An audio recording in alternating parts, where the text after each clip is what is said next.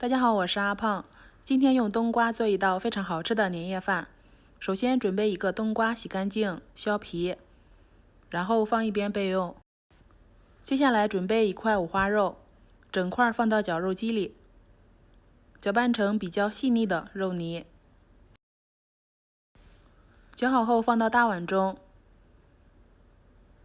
加入料酒、生抽、老抽、蚝油、13香、盐、1勺淀粉，最后打入1颗鸡蛋，顺着一个方向搅拌至粘稠上劲。然后准备1颗大葱，切成葱花加进来。再准备4个洗干净的马蹄，削皮，削完皮后再洗一遍，最后剁成末儿，也加进来。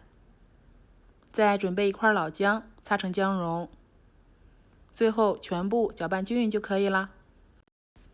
然后准备1点大蒜剁成末儿，喜欢吃辣的可以加点小米椒进来。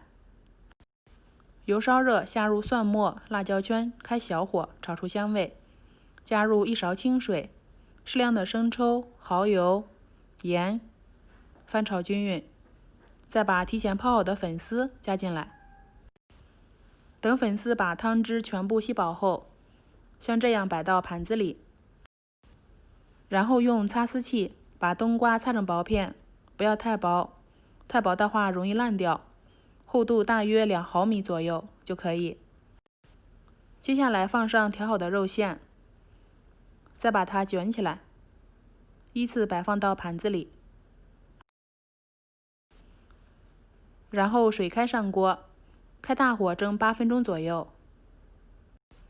趁这个时间调个料汁，锅中油烧热，倒入清水，加入生抽、蚝油，开大火烧开，最后加入水淀粉勾芡，炒至浓稠冒泡就行了。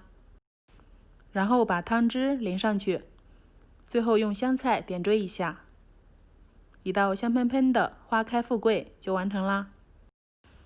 这样做的冬瓜，在油腻的年夜饭上，清淡爽口，不油腻，一口一个，荤素搭配，非常好吃。下面的粉丝也吸饱了汤汁，很是美味。多吃冬瓜可以消水肿，提高身体的新陈代谢，尤其是过年这段时间，更应该多吃一点。